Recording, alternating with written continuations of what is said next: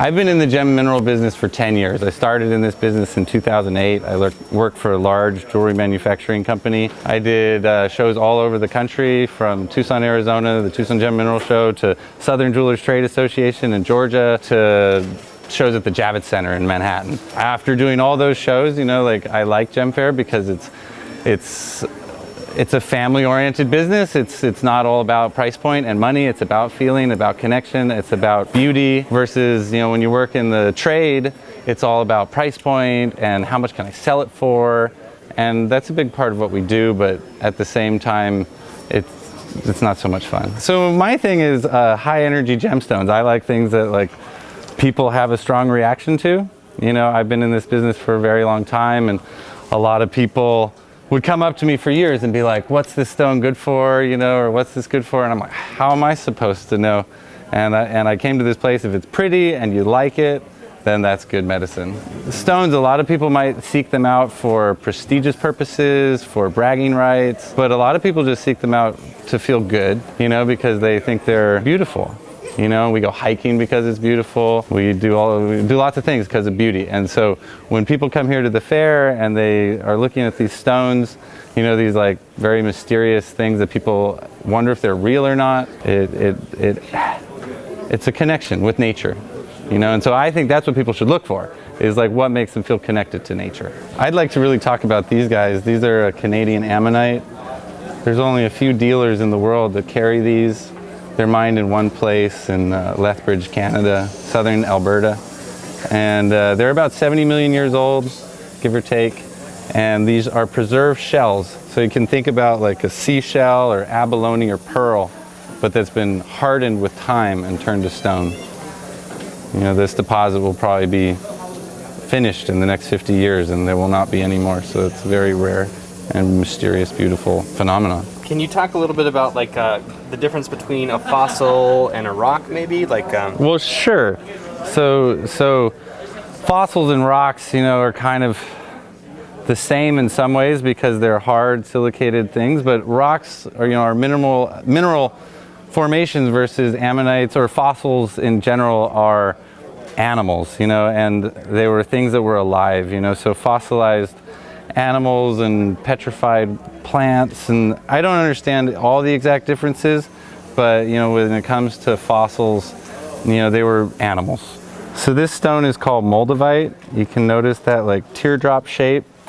15 million years ago there was a massive meteorite impact that struck southern Germany, created this 200-mile wide crater, and this is the result basically. The heat from the explosion of the impact melted all the stone, creating this 200-mile wide crater and ejecting that molten mass skyward. It flew 500 miles from its impact site and landed in the Czech Republic, in what is known as the Moldau River Valley, or with lava. And the largest piece ever found was 180 grams. This piece is 25 grams, so whatever that is, 8 times that size. This is a piece of petrified wood from Indonesia.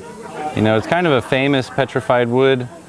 People see it often in lawn ornaments and stuff, but the family that carved this, they've been carving for 14 generations. It's a very long time. It's many, many years these people have carved, and they're master carvers. The people that I know is 4 generations of family, and they still all live and work together doing these carvings.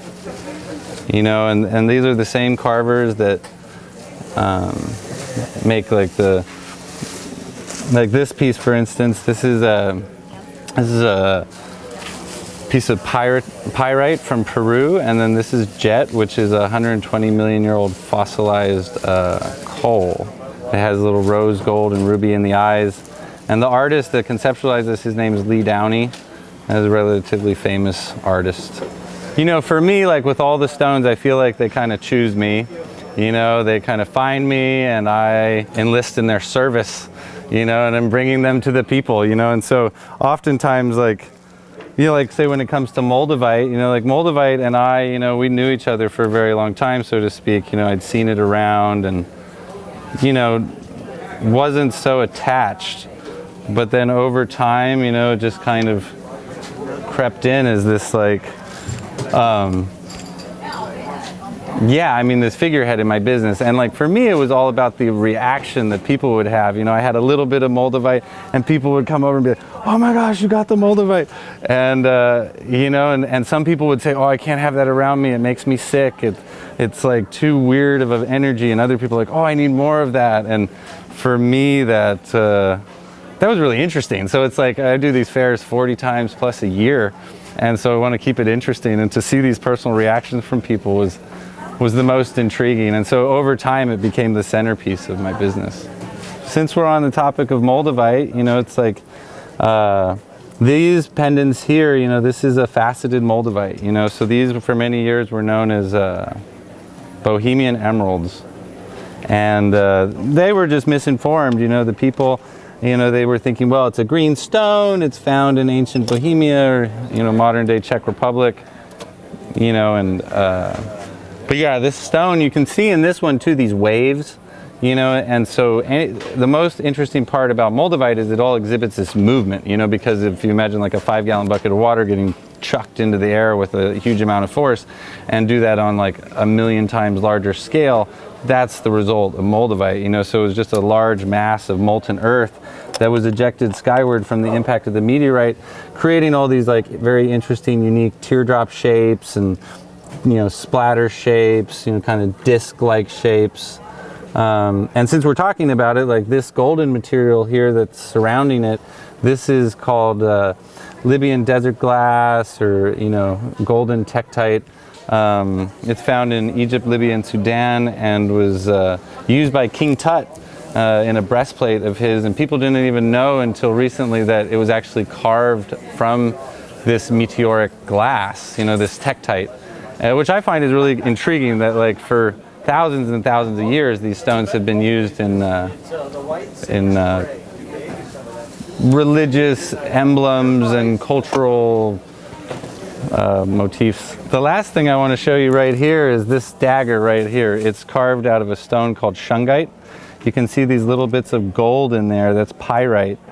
And that's one of the ways you know that you're getting real shungite. This stone has actually been studied, you know, by scientists, and it creates its own energetic frequency that repels electromagnetic waves from cell phones and different forms of radiation, you know. And so we thought it'd be nice to just have a symbolic tool, you know, for not only that protection, but for, you know, say cord cutting, other ritualistic practices.